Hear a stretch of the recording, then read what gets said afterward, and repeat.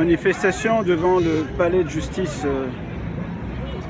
de Kinshasa-Gombe avec différents mouvements citoyens, ONG, en rapport avec le cas de viol d'une mineure de 13 ans par ses amis de l'école, Révérend King.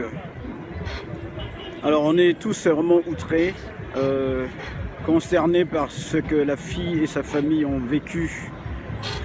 Alors moi je suis rentré d'un voyage et dès qu'on m'en a parlé, je ne pouvais rester insensible, donc j'ai dû aussi venir faire entendre ma voix et appuyer cette cause qui mérite vraiment d'être appuyée.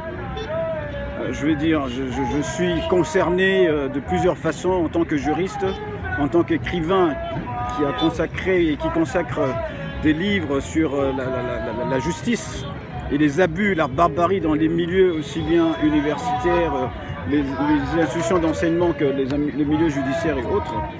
Alors je ne pouvais rester insensible, d'où ma présence aujourd'hui en ces lieux. Alors j'étais, après mes deux ouvrages aussi, Justice corrompue 1 et 2, le 1 où je dénonce effectivement les abus au niveau des institutions universitaires, 2 où je dénonce les abus et la corruption des juges, donc la question des juges et de nos droits. Je suis présentement en train d'écrire mon 3e livre justement consacré aux abus sexuels en RDC, donc la corruption et les abus sexuels dans les institutions d'enseignement universitaire, dans primaire, secondaire et universitaire, ainsi que dans les institutions judiciaires et autres en RDC.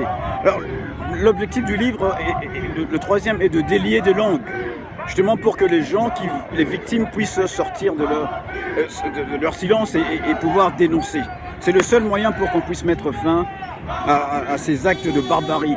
Le seul moyen, à côté bien sûr des actes qui doivent être pris, les mesures qui doivent être prises par les institutions, les décisions judiciaires qui doivent être rendues à différents niveaux pour s'assurer qu'on mette fin à l'impunité.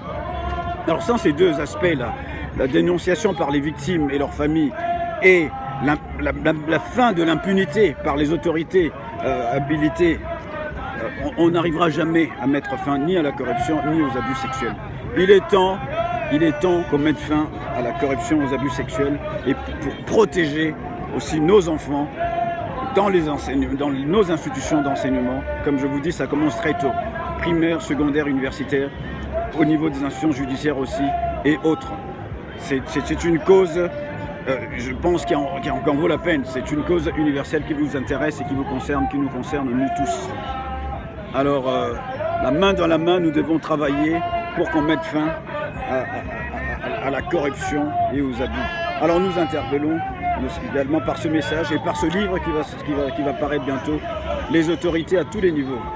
Les autorités au niveau des écoles, parce qu'ils sont les premiers souvent à couvrir les plaintes, les faits de cette nature. Et quand on remonte au niveau de la police, c'est la même chose. On monte au niveau du parquet et on monte au niveau des cours et tribunaux, le même cinéma. Les ministres n'en parlons pas, aussi bien de l'enseignement primaire, secondaire, que de l'enseignement universitaire.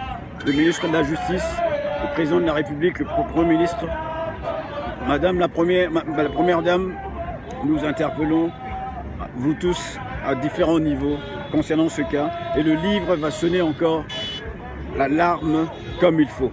Alors nous vous remercions de soutenir cette cause.